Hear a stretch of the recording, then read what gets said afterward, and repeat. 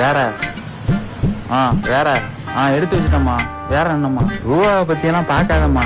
என்ன வேணாலும் வாங்கிட்டு வரேன். நீ கேட்க நான் வாங்கிட்டு வர மாட்டேன்னு சொல்லுவேனாம்மா?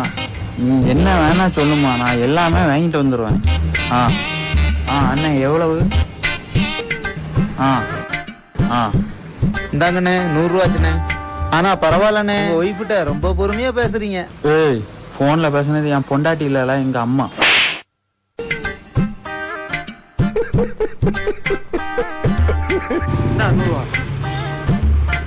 வேற ஏதாவது வேணுமா? சும்மா எல்லாம் கடைக்கு அனுப்பிட்டு இருக்க கூடாது.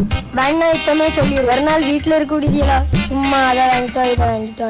சரி அண்ணா எவ்வளவு ரூபா ஆச்சு? 50 ரூபா ஆச்சு. ஆனா தம்பி, இருந்தாலும் அம்மா கிட்ட இவ்வளவு கோவப்படக்கூடாது, கொஞ்சம் பொறுமையா பேசலாம்ல. ஒரு நிமிஷம் இங்க வா.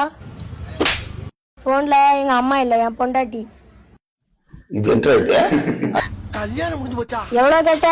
50 ரூபாவா?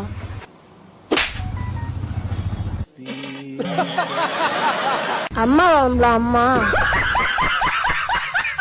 இப்படிதாங்க என் மனசுல என்ன படுறதோ நான் அப்படியே சொல்லிடுறேன். அது சுபாவம். ஆனா பாக்குறவங்களும் கேட்கறவங்களும் அதை வேற மாதிரி எடுத்துக்கிட்டா நான் என்ன பண்ண முடியும்?